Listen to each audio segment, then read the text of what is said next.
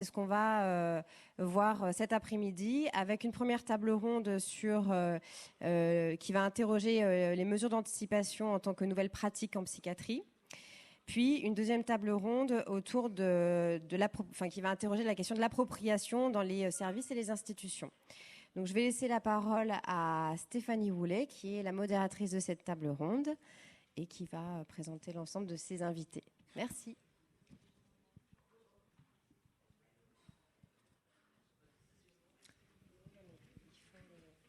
Hello, ouais, ça y est.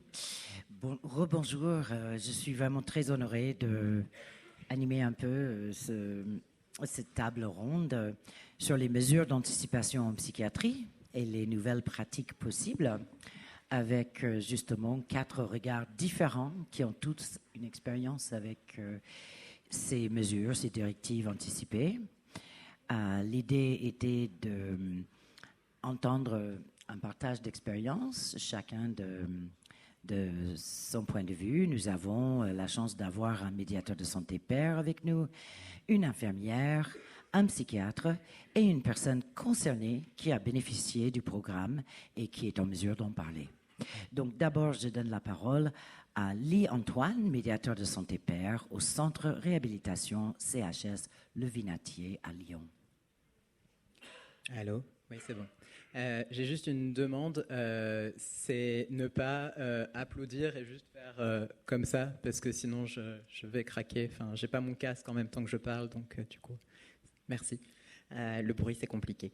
Donc je m'appelle Lee Antoine, mon prénom c'est Lee. Je travaille à Lyon au Centre Ressources Réhabilitation et principalement sur les directives anticipées en psychiatrie. Pendant 2 ans, donc là je fais autre chose, mais j'ai accompagné des personnes en facilitant la rédaction de leurs directives anticipées en psychiatrie sur Lyon. Et donc je vais faire un peu un retour dessus et un peu un partage de mon expérience et de ce que j'ai pu observer et des espèces de conseils, je sais pas trop. J'ai 10 minutes, un truc comme ça? 8 minutes. D'accord. Ok, donc du coup, c'est pas grave, j'avais mis mon timer. Donc, et je vais y arriver, supprimer. Donc, moi, j'ai été hospitalisé une 50aine de fois en psychiatrie, et généralement, ça s'est assez mal passé. Il y a une seule fois où on m'a demandé qui était ma personne de confiance, voilà, et... Après, j'aime pas trop faire la comparaison somatique, psychiatrique, mais j'ai eu à peu près 8 opérations et on m'a systématiquement demandé qui c'était, ma personne de confiance. Donc c'est vraiment un truc essentiel parce que ça fait partie du droit et que même si c'est juste dans le dossier médical sans qu'il y ait les directives anticipées en psychiatrie, c'est important de le préciser. J'aimais pas trop qu'on dise que c'était mes parents par défaut. Enfin, voilà.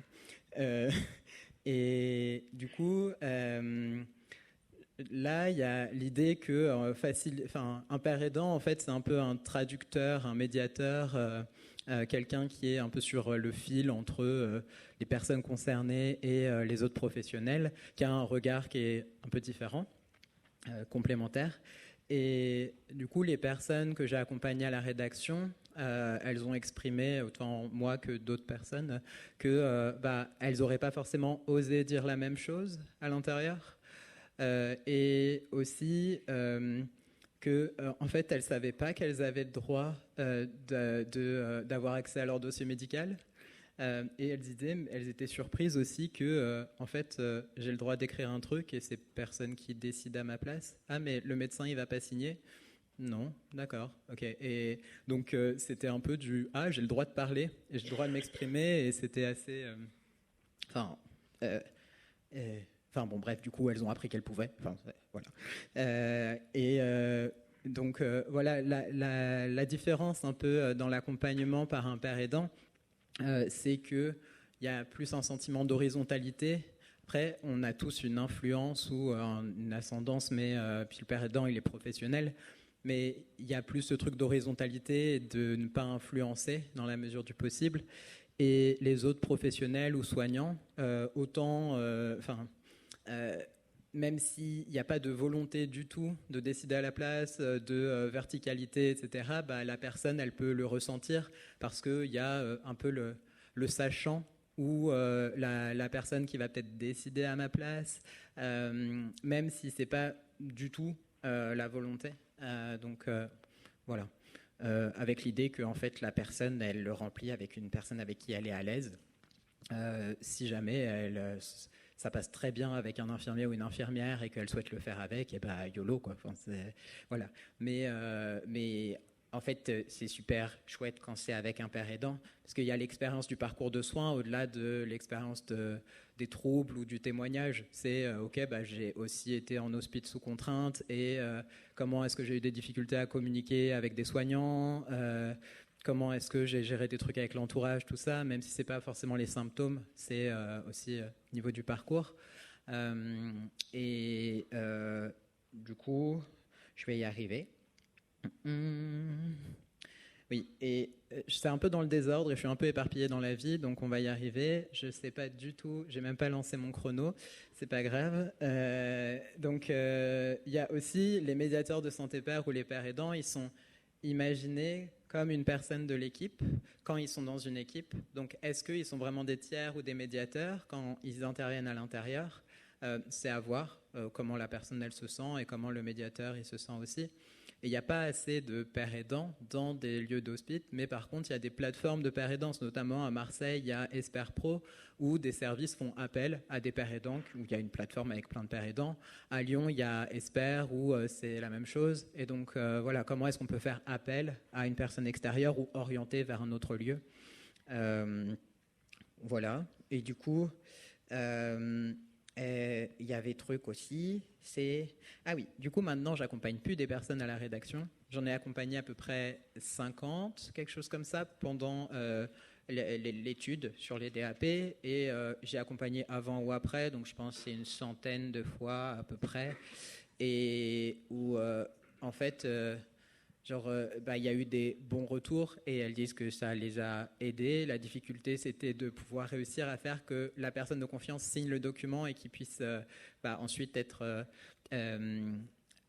qu'il soit rentré dans le dossier médical avec la personne de confiance qui a signé le document. Et c'était ça qui posait le plus de soucis. Donc, il y a comment est-ce que j'aide la personne à s'entraîner pour présenter au médecin ou à la personne de confiance.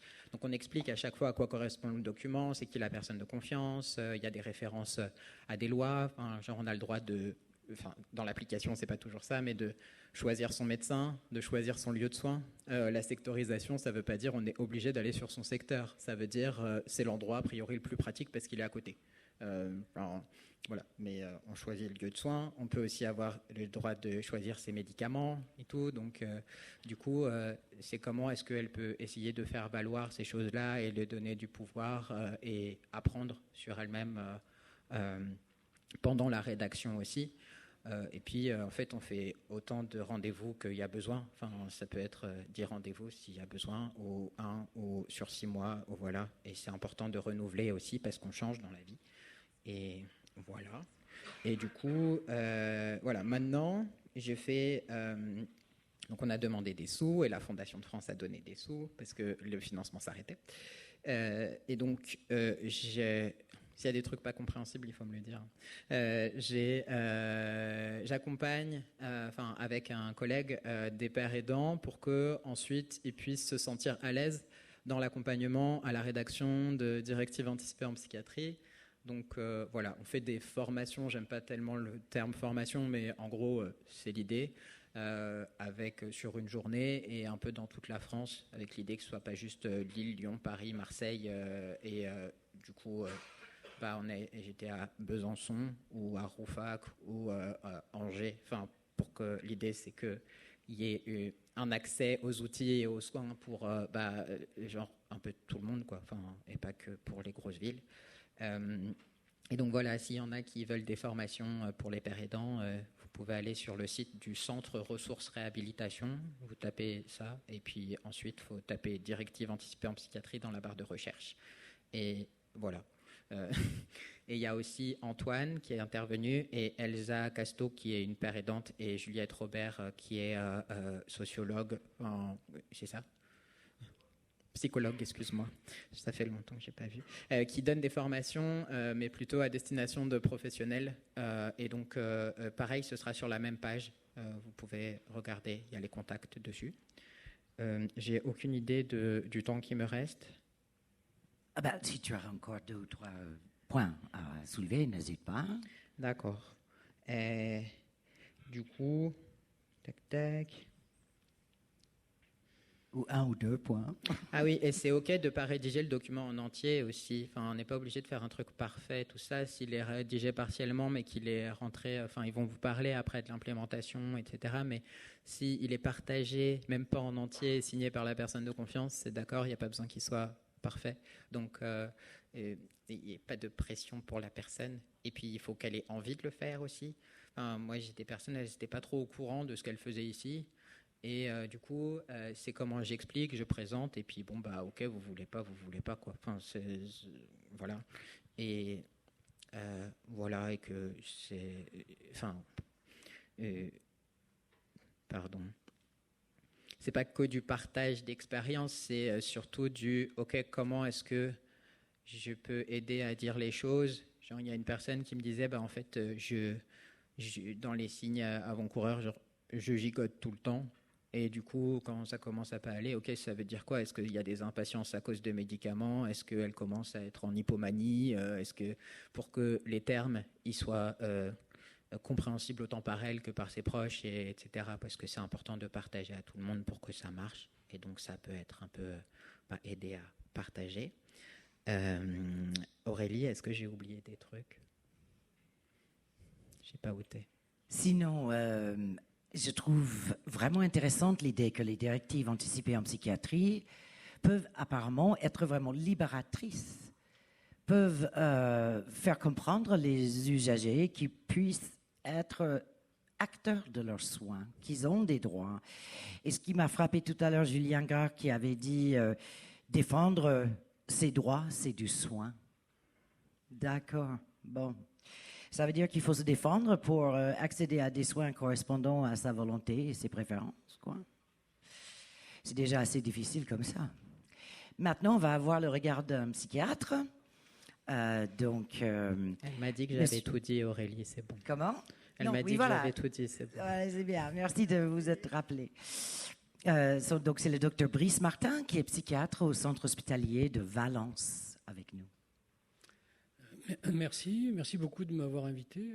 Je suis très touché, honoré, un peu étonné, parce que je ne suis pas du tout un spécialiste du sujet, mais un psychiatre, je crois, de base, intéressé par cette question des directives anticipées et d'autres. En fait, c'est une question que personnellement, puis avec d'autres collègues, on a rencontrée en s'intéressant aux approches dites centrées rétablissement. On peut dire beaucoup de choses. Mais autour d'un aspect très particulier, c'est l'idée dans le champ des approches centrées rétablissement d'encourager l'autodétermination de la personne, son pouvoir d'agir, sa créativité, et d'oser prendre des risques en sortant peut-être d'un modèle qui, pendant un temps, je ne sais pas, j'étais pas là, mais était peut-être un peu trop paternaliste ou vertical. Et ces valeurs-là, je crois, font sens pour un grand nombre d'entre nous, avec le paradoxe que si tant est qu'un des enjeux importants de l'accompagnement en psychiatrie, c'est de ne pas être dans une posture verticale, extrêmement protectrice, décisionnaire, il y a des moments où la psychopathologie est intense, un état de manie délirante, une bouffée délirante aiguë, et où la question de l'autodétermination vient, me semble, on est un certain nombre à le penser, se frotter à la question de la protection. Voilà.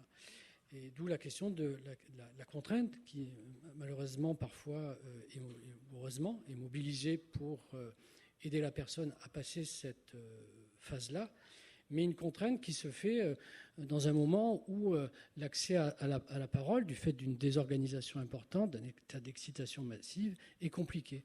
Et c'est là où on a un certain nombre à avoir trouvé que les directives anticipées étaient vachement intéressantes, parce que c'est une manière de préparer un moment où la personne est peut-être en difficulté pour dire, un moment passager, pour dire ce qui lui ferait du bien, et de le travailler et de l'anticiper en amont. Une sorte d'exercice de l'empowerment à retardement. Il y a quelqu'un qui utilisait un terme à ce sujet-là ce matin. Voilà, donc c'est un peu par le biais de cette porte d'entrée-là qu'on s'est intéressé aux directives anticipées en psychiatrie et qu'on a eu envie d'intégrer des choses de cet ordre-là dans l'hôpital où je travaille, qui est le centre hospitalier de Rome-Vivarais, qui est situé à Valence. Et donc, on a présenté ça en CME, les directives anticipées. On s'est beaucoup appuyé sur l'article d'Elsa Maître. J'avais diffusé aussi une interview d'Aurélie Tinlan. Et en fait, il y a eu un accueil extrêmement favorable, chaleureux, enthousiaste dans l'institution, que ce soit au niveau du corps soignant ou de la direction, pour qu'on se lance dans cette aventure-là. Et donc, une manière d'aller plus loin, puisque nous, on était très novices sur cette question-là, c'était des temps d'échange à l'intérieur du pôle où je travaille, et puis de réflexion, et où petit à petit, on a décidé d'intégrer un petit peu de façon artisanale un document. Alors Yvonne Kennom on a échangé un petit peu avec elle, nous a aidé, nous a un petit peu guidé. Un document qui en fait intègre la question des directives anticipées, mais aussi des éléments de comment je peux faire quand je me mets à aller mal, quelles ressources je peux mobiliser, etc. De l'ordre peut-être du plan de crise conjoint, mais moi je me mélange aussi un petit peu dans les termes. Donc voilà, ces deux volets que j'ai perçus qui étaient travaillés avec la personne.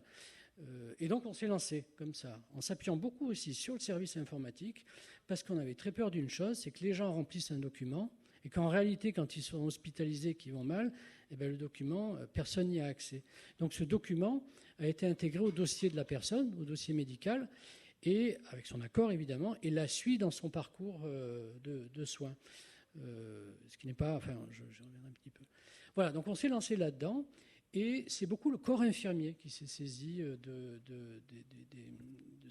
ces espaces de travail autour des directives anticipées et du plan de crise conjoint, en tentant des premières expériences, en rencontrant les gens, en essayant de travailler sur, au cas où il y a une hospitalisation, où vous vous sentez un peu dépassé par ce qui se passe, qu'est-ce que vous ne voulez pas qu'on vous offre comme service à l'hôpital et qu'est-ce qui pourrait vous faire du bien ?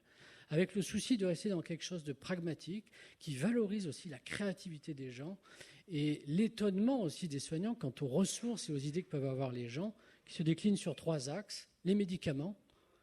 Me mettez pas du tertian si je suis agité, je sais, enfin mettez-moi du Loxapac, déjà ça va beaucoup mieux, ça me fait moins d'effets secondaires. Si vraiment il faut en arriver là, ne me mettez pas ce type de médicament, mais essayez celui-là, et puis si ça ne marche pas, vous faites comme vous voulez.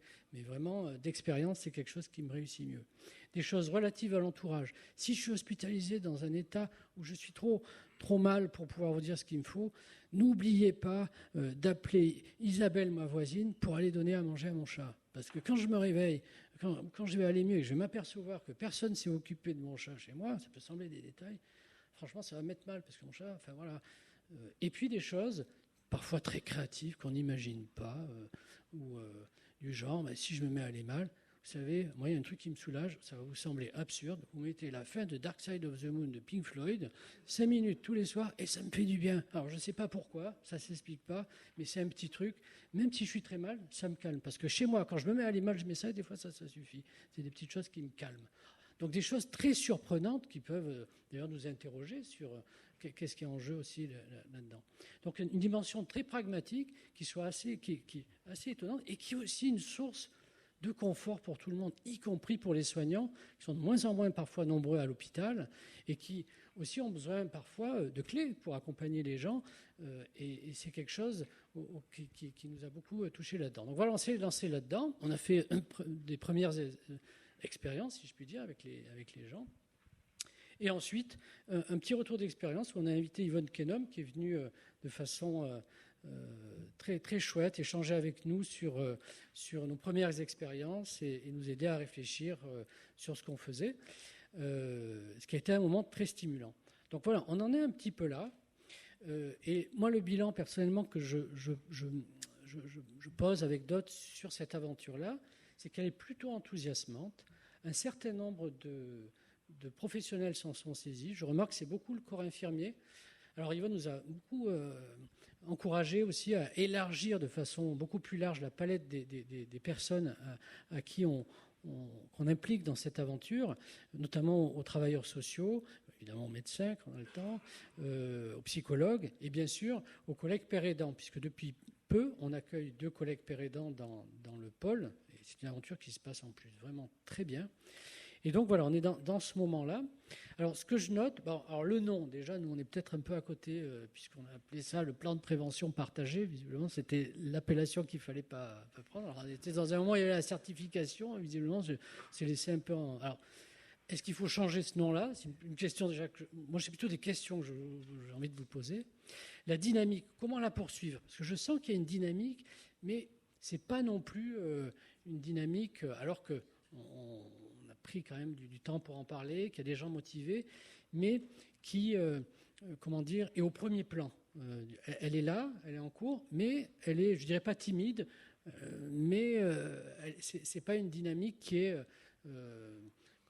qui est au premier plan du souci au niveau du pôle et de l'institution. Mais elle est présente, elle est lancée. Comment la poursuivre? Est-ce que vous auriez des idées, des conseils à nous donner? Organiser des conférences, peut-être continuer à faire des retours d'expérience comme on a fait avec Yvonne. Bon. Est-ce que ça s'applique à toutes les situations? Ça, c'est une question qui revient toujours, très fréquemment.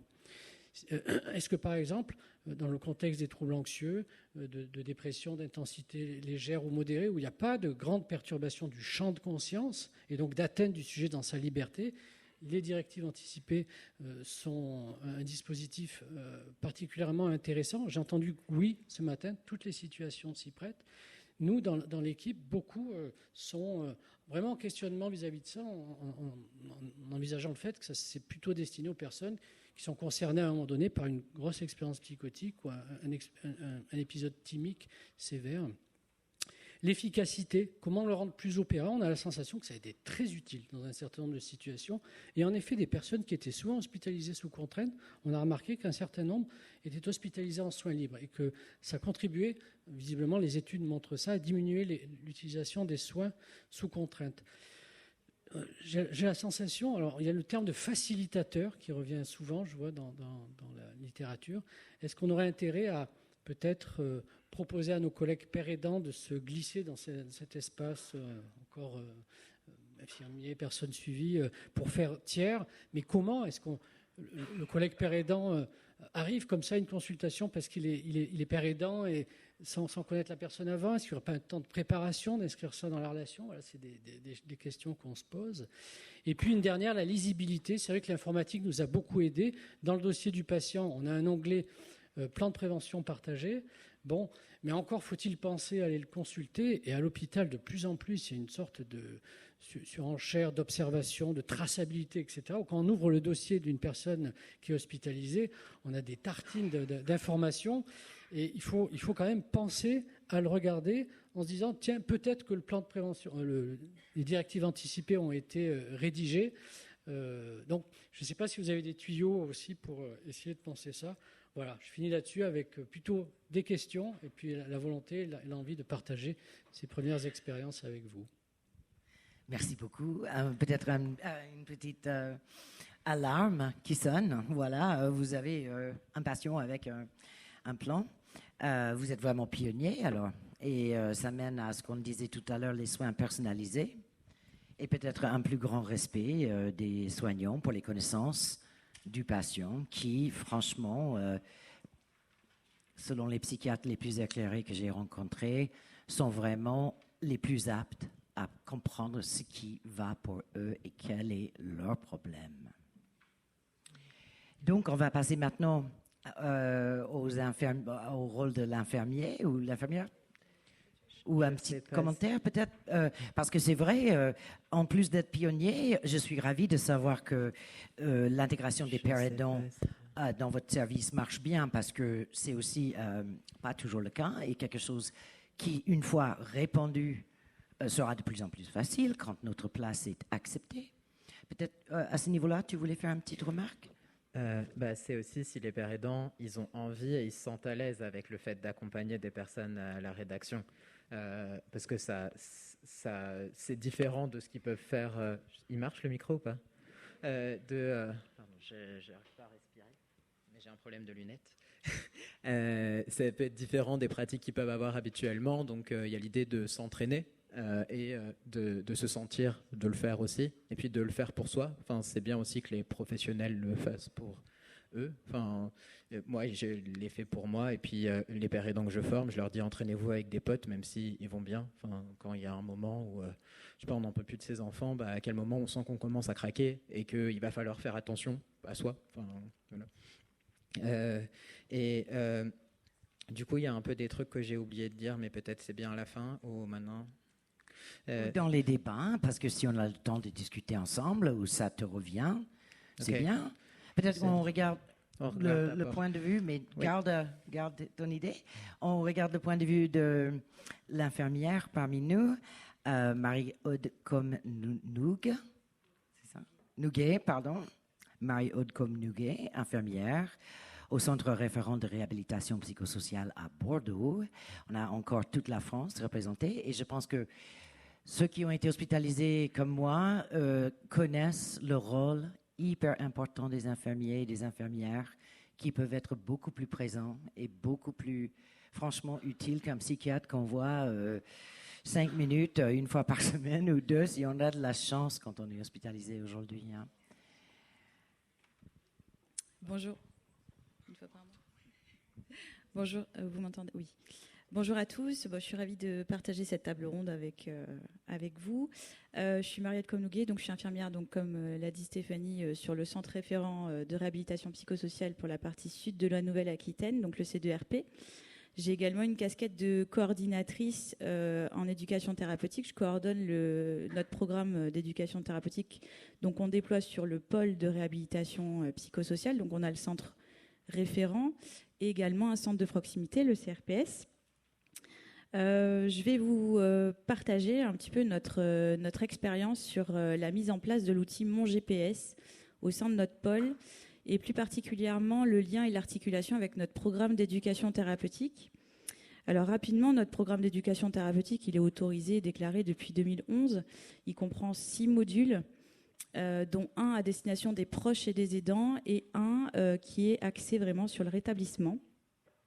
On a la chance d'avoir une équipe pluridisciplinaire très large et complète, avec beaucoup de métiers représentés, infirmiers, psychiatres, neuropsy, j'espère que je ne vais pas en oublier, sinon je vais me faire taper sur les doigts, assistante sociale, moniteur d'atelier, éducatrice technique spécialisée, une médiatrice de santé père, des ergothérapeutes, enfin voilà, bref, on est très nombreux et c'est très riche et on a de la chance. Et on a également la chance et la particularité d'avoir également 3 pères aidants bénévoles qui interviennent au sein de notre programme, dont une père aidant de famille en lien avec un partenariat que nous avons avec l'UNAFAM 33. Voilà, donc ça c'est un petit peu pour planter le décor. Alors, on m'a posé la question comment j'ai découvert les mesures d'anticipation en psychiatrie. Alors, je suis assez curieuse de nature et assez connectée sur LinkedIn également. Et donc, je crois que c'était fin 2020, je parcours LinkedIn, je tombe sur une publication, comme il y en a tous les jours, et puis je vois une personne qui partage un article qui s'appelle « Les directives anticipées incitatives en psychiatrie ». Et là, je fais « Oh, c'est pas possible ». Je dis « Oh la vache, mais ça y est, ils nous ont créé les directives de fin de vie pour les personnes avec les troubles psychiques ». Alors là, j'ai les signaux d'alerte, stigmatisation qui s'affolent.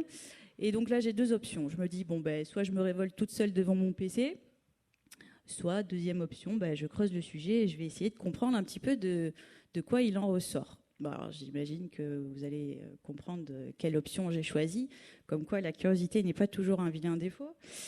Et donc, de fil en aiguille, je lis des articles, et puis ça me parle, et puis ça me parle de plus en plus, et puis j'atterris sur le site du Psycom, et je découvre donc du coup l'outil Mon GPS avec des notices, comment le remplir, l'outil en question, voilà, l'outil, c'est clair, c'est concret, ça me parle de plus en plus.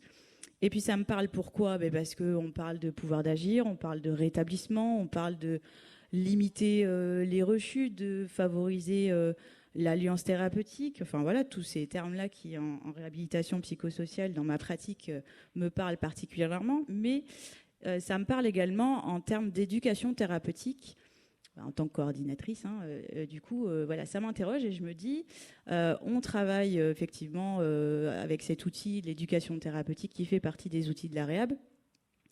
Mais voilà, on développe apprendre à mieux vivre avec son trouble, repérer ses symptômes, connaître le concept de rétablissement, s'ancrer dans le pouvoir d'agir, etc., etc. Et puis finalement, je me dis, finalement, c'est un petit peu dans la continuité de cette démarche éducative qu'on fait dans le parcours de soins de la personne.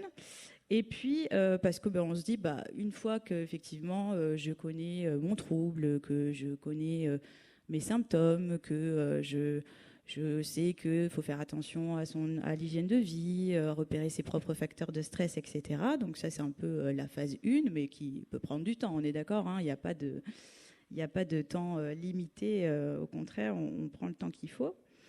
Et du coup, je me suis dit, finalement, ces mesures d'anticipation, c'est un petit peu la phase 2. C'est-à-dire, maintenant, je prends le pouvoir, je mets en place des choses et concrètement, pour moi, je vais réfléchir à comment je suis quand je vais bien, comment je suis quand je vais pas bien, qu'est-ce qui m'aide, qu'est-ce qui ne m'aide pas, qu'est-ce que je veux, qu'est-ce que je ne veux pas. Donc là, on se rapproche clairement de l'empowerment. Et donc, prendre les commandes de sa vie, trouver ses stratégies, ses propres ressources, faire face aux hauts et aux bas de la vie. Je rebondis sur ce qui a été dit ce matin. Finalement, des hauts et des bas, on y est tous confrontés. On a tous une santé mentale. Et finalement, on pourrait tous faire son propre GPS, évidemment. Je suis d'accord avec ce qui a été dit ce matin. Et donc, comment, du coup, on a mis en place cet outil concrètement dans notre pôle ? Donc, à savoir, découverte, c'était donc fin 2020, j'en parle un petit peu dans le service. En parallèle, on accueille Marine, notre médiatrice de santé père, qui intègre le service début 2021. Dans le même temps, on avait prévu, avec son arrivée, de retravailler un petit peu nos supports, les mettre à jour, un petit peu comme on fait chaque année. Mais là, on profitait de son arrivée pour qu'elle puisse avoir sa place au sein de l'éducation thérapeutique, à savoir que là aussi, les savoirs expérientiels, c'est indispensable dans cette démarche éducative, dans l'approche orientée rétablissement, c'est indispensable. Aujourd'hui, on ne se verrait plus faire d'éducation thérapeutique ou de psychoéducation sans cette place-là qui est primordiale et incontournable. Alors évidemment, tout le monde n'a pas la chance effectivement de pouvoir recruter ou de pouvoir travailler avec des pères aidants, mais en tout cas, c'est clairement quelque chose qu'il faut faire valoir et favoriser autant que possible. Et c'est super d'ailleurs qu'il y ait des plateformes, justement, comme tu disais, Lee, pour pouvoir faciliter justement les interventions de père aidance. Et donc voilà, donc on retravaille un petit peu notre programme. On a notre programme qui s'appelle Cap sur mon rétablissement, avec nos pères aidants bénévoles, avec Marine, avec l'ensemble de l'équipe.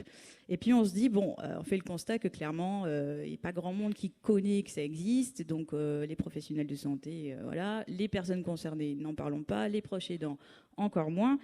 Donc on se dit, première chose, il faut communiquer là-dessus et on va se servir un petit peu de nos séances pour pouvoir le présenter.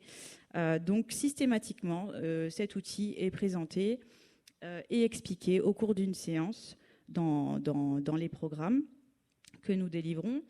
Et à l'issue du programme qui est vraiment centré sur le rétablissement, lors du bilan individuel, on le propose systématiquement, on l'imprime, on le remet à la personne et on le propose systématiquement. Alors la personne, évidemment, elle a le droit de dire non, que ça ne l'intéresse pas ou qu'elle n'en est pas là parce qu'elle ne l'a pas fait sous cette forme-là, mais elle l'a fait sous une autre forme, toute seule dans son coin ou avec quelqu'un d'autre, avec un proche, avec un soignant, peu importe.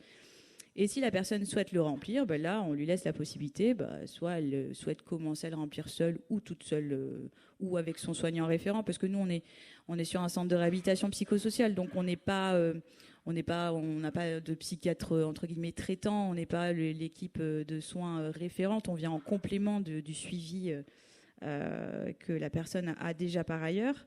Et donc, si la personne souhaite le remplir avec nous, et bien, comme le disait Lee, on peut la rencontrer 1 fois, 2 fois, pendant 6 mois, pendant autant de fois et autant de temps que nécessaire pour l'aider à remplir ce GPS.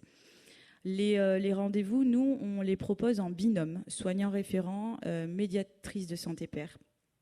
On trouve que que ça fonctionne très bien. On a testé ça comme ça, un petit peu en se disant, tiens, on va se serrer les coudes et on va faire valoir nos expériences mutuelles pour justement accompagner les personnes. Et ça marche plutôt bien parce que c'est complémentaire. Il y a des compétences qui sont différentes, donc forcément, c'est d'autant mieux pour la personne. Après, ça ne veut pas dire pour autant qu'il ne peut pas y avoir des rendez-vous qui vont se faire seule avec la médiatrice de santé pair pour aborder peut-être un travail un petit peu plus profond en parallèle pour le repérage des ressources avec des outils qu'elle a créés, des questionnaires, des petits jeux, voilà, ce genre de choses sur lesquelles elle va s'appuyer. Et puis de la même manière qu'il y a des choses qui peuvent être discutées avec le médecin en parallèle, avec l'ergothérapeute, avec l'infirmier référent de la personne. Quoi vous dire de plus évidemment, il n'y a pas que la démarche éducative et on ne va pas le proposer que aux personnes qui font le programme d'éducation thérapeutique. C'est évidemment au besoin. Nous, on l'a formalisé de cette manière-là, mais évidemment qu'il y a des personnes qui sont prises en soin dans notre service et qui ont déjà par ailleurs bénéficié d'éducation thérapeutique, qui n'en ont pas le besoin ni la demande d'en avoir en complément. Et c'est pas pour autant que du coup on va leur dire non, on va pas vous proposer de remplir mon GPS. Donc ça, c'est vraiment au cas par cas. Et on favorise évidemment l'implication des proches aidants. Lola pourra en parler tout à l'heure puisque du coup on se connaît. Et du coup, on a travaillé ensemble sur ça justement et sur les leviers et sur vraiment une véritable meilleure compréhension mutuelle. Ça peut lever des tabous, ça favorise vraiment le partage et la cohésion et une meilleure compréhension. Ça rassure, voilà, tout le monde. Voilà. Sinon, je dépasse, je parle beaucoup, je sais, pardon. J'ai terminé. Clairement, les constats qu'on fait, nous, c'est qu'effectivement, donc, ce binôme, ça fonctionne très bien. On a repéré que les personnes jeunes ou en début de trouble sont les plus demandeuses, voilà, de prendre le pouvoir, en quelque sorte. L'implication des patients, clairement, nous, on a repéré que ça a limité les rechutes et les réhospitalisations. C'est un outil sur lequel on va pouvoir s'appuyer, où on va inviter ou solliciter, si elle n'y pense pas elle-même, la personne à consulter son GPS pour dire quelle stratégie vous aviez envisagée à un moment donné, qu'est-ce qui pourrait vous aider. Donc ça, c'est vraiment un support sur lequel la personne va pouvoir s'appuyer, ou nous, on va pouvoir, en tant que soignant, lui dire que ça peut être bien. Ça favorise l'amélioration de l'estime de soi, parce qu'il y a la reprise du pouvoir d'agir, et ça, c'est hyper important. Et puis voilà, le constat, c'est que derrière, encore une fois, voilà, c'est encore assez peu connu. Très peu de personnes ne connaissent pas ces mesures d'anticipation, les personnes concernées les premières. Mais de la même manière, je ferai une petite extension en disant que finalement, les personnes qui viennent dans notre service, pourtant orientées rétablissement, il y a beaucoup de personnes concernées qui ne connaissent pas ce concept de rétablissement, que l'espoir est possible, que le rétablissement est possible.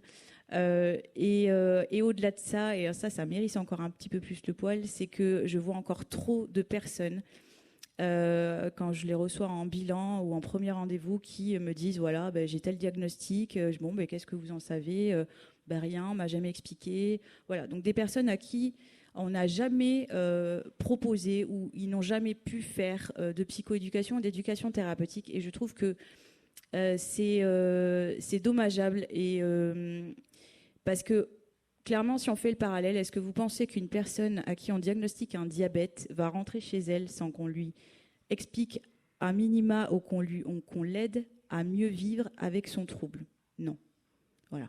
Donc voilà. Donc je pense qu'il y a les mesures d'anticipation, c'est super. On est vraiment dans cet aspect rétablissement.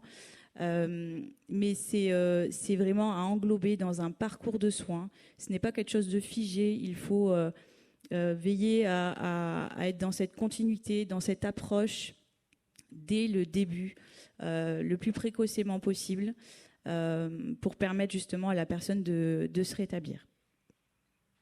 Voilà. Formidable, merci beaucoup. Désolée si j'ai... voilà. Non, parce que quand je parle, on a je suis commencé avec passionnée. un peu de retard quand même. Ils vont être indulgents avec nous. Mais ce qui est bien, c'est que tu confirmes ce côté libérateur du processus, l'effet secondaire de mieux se connaître et de devenir vraiment acteur, actrice de sa santé, je trouve. Et puis, sans parler de la reconnaissance de l'expertise d'expérience, qui est vraiment très, très important. Et maintenant, et pas, en dernière, mais pas la moindre, nous avons Lola Loré, qui est une personne concernée et qui a bénéficié de ce programme et qui est en mesure d'en parler. Et c'est une grande chance qu'elle ait bien voulu venir aujourd'hui partager avec nous. Également, loin aussi, assez loin à Bordeaux. Alors, à toi, Lola. Bonjour tout le monde. Voilà. Moi, je suis venue au C2RP en quelle année à peu près 2021 2020 à peu près. J'ai commencé en 2020. Bon, j'ai fait un bilan. Et c'était assez drôle parce que on m'a présenté donc mon trouble avec les différents symptômes, tout ça, et on m'a demandé de cocher des cases pour ceux que je remplissais. Bon, la feuille n'était pas pleine, mais c'était pas loin. Je me suis dit, bon, ok, là-dessus, ils se sont peut-être pas trompés quand même. Et donc, j'ai eu toute cette... comment on pourrait appeler ça ? Toute cette éducation autour de mon trouble, ce qui a été plutôt cool et vachement bénéfique. Ensuite, j'ai eu quoi ? Vous m'avez proposé mon GPS, du coup, qui a été... Et mes parents qui ont fait le proche aidant aussi, mine de rien, qui a quand même vachement servi. Parce que eux, du coup, aussi, ils ont compris. Et le fait que vraiment, ce soit un psychiatre qui leur dise les choses, qui explique, et même que ce soit d'autres comment on pourrait appeler ça, d'autres patients même, par rapport à Thierry et d'autres pères aidants, du coup, qui leur explique que ce soit autre chose que quelqu'un d'autre que moi, en fait, ça amène vraiment du poids, et ça a été vachement bénéfique. Ça a vraiment ouvert les dialogues, en fait, par rapport à ça. Et donc, moi, dans ma vie au quotidien, ça m'a quand même vachement aidée. Et eux, pour le coup, ils étaient moins désemparés et tout ça. Et enfin bon, c'était vachement bien. Et donc, du coup, après, vous m'avez proposé mon GPS. Qu'est-ce que j'ai à dire là-dessus ? C'est super. Non, mais c'est vrai. Du coup, ça m'a fait me poser des questions sur vraiment savoir détecter les facteurs de rechute, entre guillemets, et mettre des mots sur ce dont j'ai besoin à ces moments-là, et les mesures qui doivent être prises ou pas, et à savoir me poser la question aussi, quand je suis mal, d'un point de vue psychique, qui c'est que j'ai envie qu'on appelle, en fait ? Qui c'est qui serait le plus à même à m'écouter et à aller vers mon bien-être, comment on pourrait appeler ça ? J'ai plus les mots. Rétablissement. Voilà, je vais y arriver. Et donc, je ne sais plus ce que je voulais dire. Mais c'est formidable, Lola, déjà, de voir ça, et que ça a encore un autre effet secondaire, le dialogue possible avec le psychiatre, parce que c'est vrai, ça peut représenter un support pour pouvoir dialoguer avec le psychiatre, parce que ça, c'est aussi quelque chose qui n'est jamais évident. Mais Lola, est-ce que tu as dû mettre en œuvre cette directive anticipée ? Est-ce que finalement, ça a été utile pratiquement dans ton expérience ou pas encore Utile. Maintenant, je pense pouvoir dire que je suis, entre guillemets, stabilisée, du coup, moins, mais il y a quand même cette prévention. C'est-à-dire que là, je vais bien, ok, mais bon, je ne suis pas à l'abri qu'un jour, ça ne rechute pas. Donc, je préviens les gens, en gros, et j'explique les démarches, les réactions à avoir et tout ça. Et même, des fois, moi, il y a certains, signaux, comment expliquer ça ? Quand je suis en train de les vivre, c'est pas je m'en aperçois pas, mais j'ai des signes de rechute, mais je vais pas les... j'arrive pas à exprimer ça. Des signes avant-coureurs, mais comment expliquer? Moi, dans cette période-là, je me dis juste non, c'est rien. Et en fait, après, quand je me rends compte, après coup, après crise, où ça a vraiment, au final, pris des mesures, pris des proportions plus costauds. Et j'arrive à dire à mon entourage, quand il y a ça, ça et ça, dites-me-le. Alors attention à comment vous le dites là-dessus, voilà, parce que concrètement, des fois, c'est pas bon, enfin, c'est pas grave. Et c'est pas mal aussi, ça m'a aidé quand même plusieurs fois. Après, il y a des trucs, ça fait un peu mal quand je me sens un peu gaie et que ma mère me dit « Lola, est-ce que tu as pris ton traitement ?» J'ai un peu les boules, clairement. Mais bon, et au final, c'est pas plus mal. Donc, après coup, ça sert. Et ça vous a servi de support ça vous a servi de support aussi pour en parler avec, oui. avec vos parents? C'est plus facile parce que du coup, ils ont quand même certaines bases.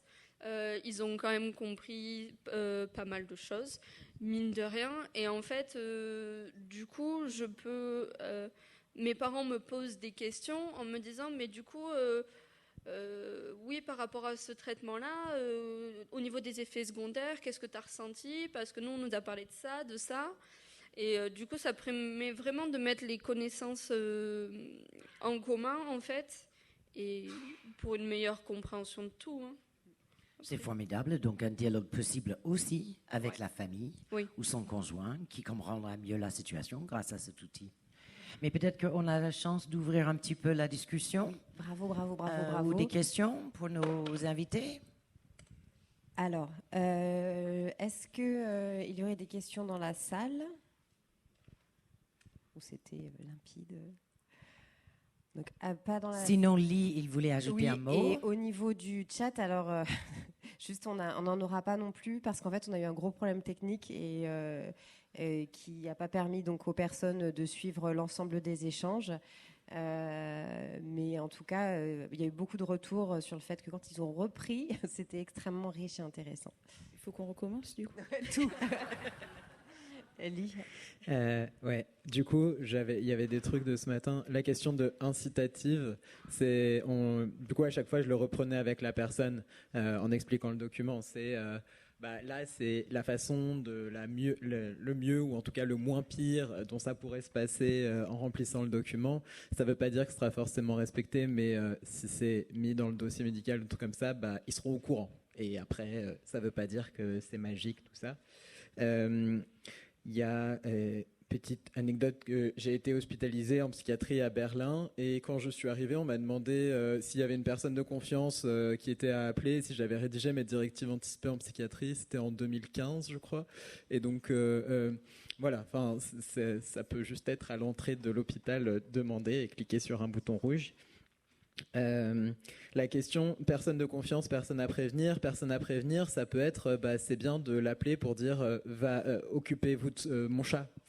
Et donc c'est pas forcément elle qui va venir aux entretiens médicaux et tout, mais c'est bien qu'elle soit au courant pour me chercher mes affaires, pour me ramener mes clopes, tout ça. Et si elle sait pas, ça craint parce que j'aurai pas de clopes. Voilà. Et puis chacun définit c'est quoi pour lui ou pour elle la crise. Il faut pas se dire que c'est qu'une personne dans un état délirant. Si la crise c'est je suis depuis 2 jours blotti dans mon coin et j'arrive pas à parler, et c'est peut-être ça finalement la crise pour la personne. Donc c'est pas spécifique forcément. Ça peut être à mon sens trouble anxieux ou autre. Voilà, à mon sens en tout cas. C'est peut-être pas juste fait de la même façon.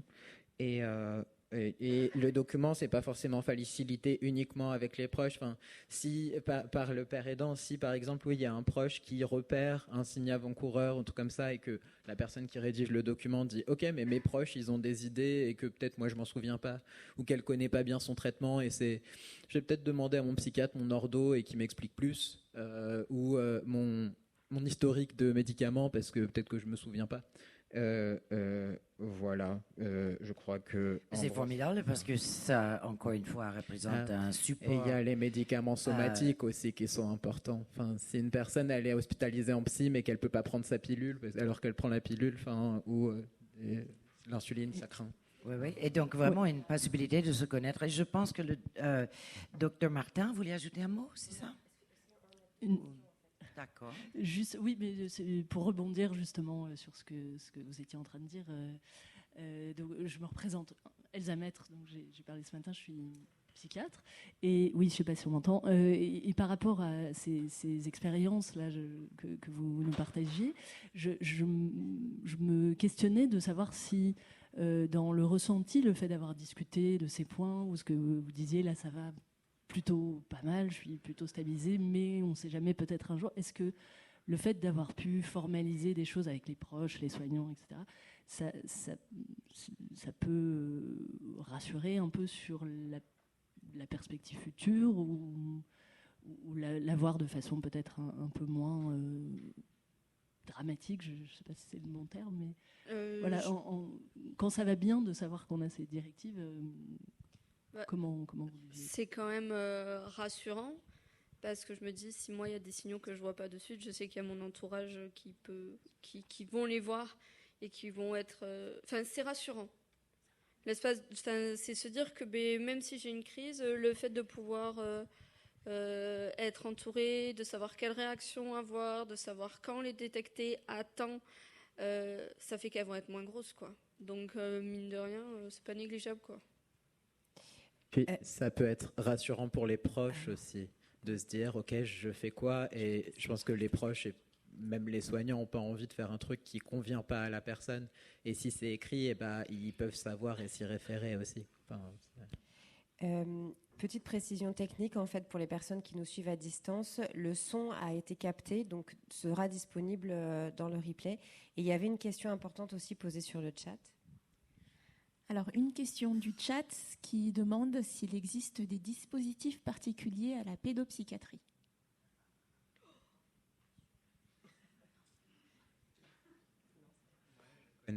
Moi, je ne connais pas, mais généralement, ce que je dis, c'est on peut se servir de l'outil.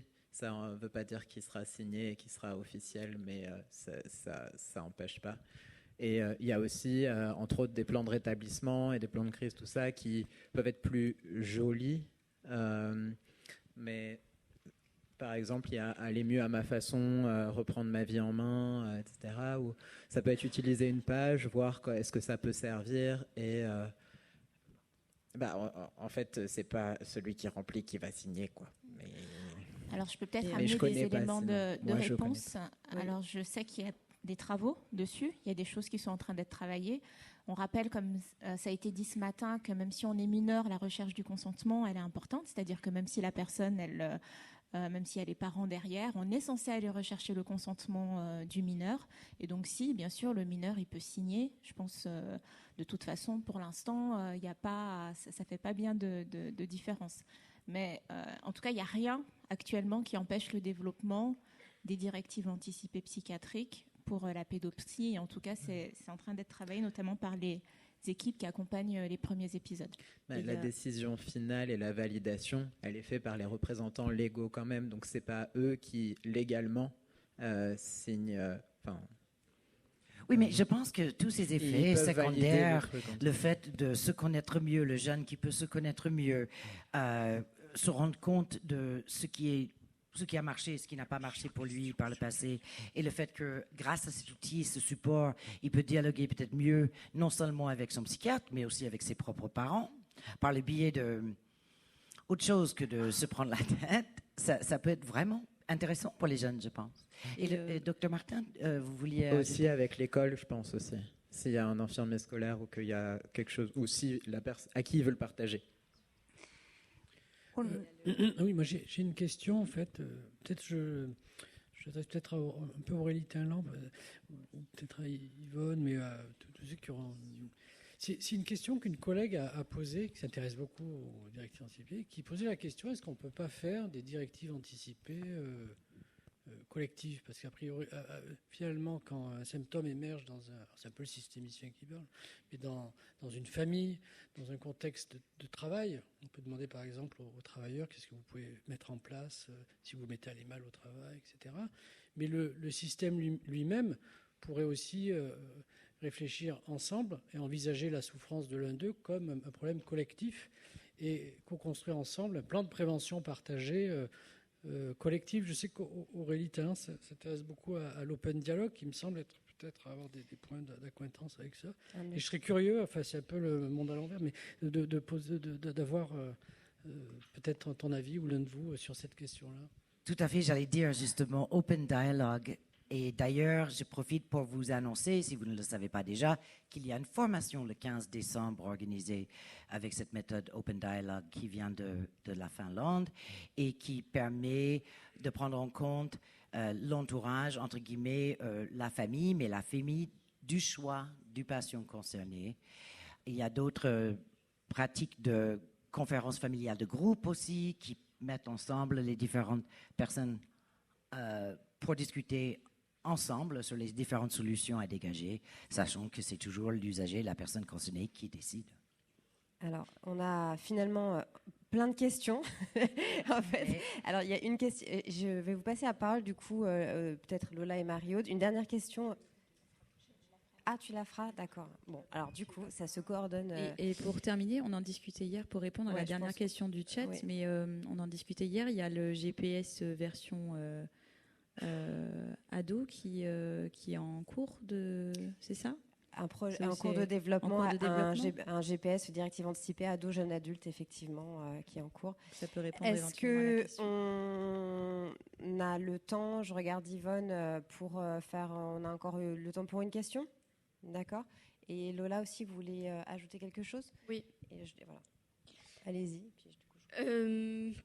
J'en discutais tout à l'heure avec Marie-Aude par rapport à l'outil Mon GPS. Le faire, c'est extra. Je me demandais si juste le faire après les crises à froid, un moment après, on n'a plus forcément les mêmes perceptions, les mêmes souvenirs ou tout ça. Donc je me posais la question si en même temps qu'on a notre rendez-vous avec le psychiatre ou la psychologue et qu'on traite la problématique et la cause de ces crises, comment les gérer et tout ça, on ne pouvait pas remplir le GPS au fur et à mesure pour être plus... Comment dire plus précis. Aller plus vite vers ce qu'on veut. Hein? Oui. Voilà, c'est ça. Bien sûr, c'est une des questions que j'aborderai tout à l'heure à la prochaine table ronde, la réactualisation, la rédaction, tous les travaux de rédaction qui, avec la démarche de Mon GPS, on a voulu extrêmement souple. Et voilà, je vous remercie beaucoup de vos témoignages extrêmement intéressants. Mais je vois qu'il y a une dame qui demande depuis un moment. Excusez-moi. Jean-Jacques Bonamour, psychiatre retraité, mais je suis tout à fait enthousiaste de voir à quel point finalement le travail de parole a pris son essor en psychiatrie en l'espace de quelques décennies. Et je suis en même temps dans le regret terrible de l'évolution de l'état de la psychiatrie et du temps disponible des soignants. C'est-à-dire qu'au fond, finalement, ce que je voulais pointer, c'est qu'au fond, est-ce que c'est l'outil qui est important ou est-ce que c'est le temps incroyable que vous consacrez à parler avec les personnes qui sont concernées par tout ça? Ce que les soignants en psychiatrie n'ont plus tellement le temps de faire, parce qu'il y a quand même énormément de services où il n'y a pas la moitié d'effectifs qui est en place. Donc je voulais juste pointer ça, c'est qu'effectivement, parler avec les patients, ça a été finalement la grande évolution quand même des décennies qui viennent de s'écouler. Mais pour ça, il faut du temps. Et si on n'a pas de temps, ça ne passe pas. Je crois qu'effectivement, l'outil en lui-même, c'est top. C'est vraiment un outil de soins, de droit. Mais comme on disait tout à l'heure, on en discutait avec Lola. C'est vrai que rien que la démarche de questionner tout ça, c'est finalement le plus important, finalement. Participer aux soins. Voilà, on est vraiment dans la participation, dans le je prends les rênes, j'en discute, je me pose des questions, je réfléchis sur ma situation. Et rien que de faire cette démarche-là, finalement, ça amène une réflexion, ça amène des stratégies, ça amène des ressources, ça permet de reprendre confiance en soi, d'être rassuré pour l'avenir. Donc effectivement, je pense qu'effectivement, c'est un outil hyper intéressant, mais ne serait-ce que dans la démarche elle-même, de se poser, de poser ces questions-là, de cette réflexion à ce moment-là. Il y a aussi... en fait, ça prend du temps, mais ensuite ça ça rajoute du temps. Enfin, les personnes, ça va mieux, elles sont moins souvent en hospice, et aussi il y a plus d'espoir au niveau de l'équipe de se dire, elle n'arrive pas à chaque fois en crise, etc. Donc, je pense que ça peut faire gagner du temps, en fait, au final. Gagnant. Et donc, il faut organiser des temps dédiés par rapport à ça et se dire que ça fait partie du programme de l'hôpital. Une fois bien intégré, oui. Et donc, une dernière question. Pardonnez-moi, c'est pas une question. Non, mais on a commencé avec du retard. Deux points que je voulais transmettre de la part de personnes concernées qui me l'ont dit. 2 éléments qui les ont, pensent-ils, sauvés dans leur projet et dans leur rétablissement, dans leur chemin de rétablissement. Un, ça a été l'institution du juge au 12e jour, qui même, quel que soit le fonctionnement que ça leur ont fait sentir qu'ils n'étaient pas seuls face à cette institution qu'est l'hôpital psychiatrique ou les parents, et qu'il y avait quelque chose dans notre société qui était là pour eux, pour les protéger. C'est le premier élément. Et le deuxième élément, c'est justement ce plan qui est en train de se mettre en place pour leur permettre de préparer s'ils en ont besoin. Ça, c'est les 2 éléments. Et simplement, pour vous parler, tout à l'heure, vous aviez fait mention de l'emploi et des situations en emploi. C'est un sujet qu'il faudrait travailler avec l'emploi accompagné et avec le collectif emploi accompagné, parce qu'ils ont effectivement une réflexion qui peut se faire autour de ces sujets. Non pas forcément un plan de crise comme ça, mais c'est dans leur conception de travail de préparer, échanger, partager entre l'employeur, la personne et son accompagnant. Donc, espérons que ça finit comme ça et que c'est pas seulement une question de préparer pour la personne, mais aussi de décider pour la personne elle-même. Mais je vous remercie beaucoup de votre attention. Ouais, merci beaucoup à tous les intervenants.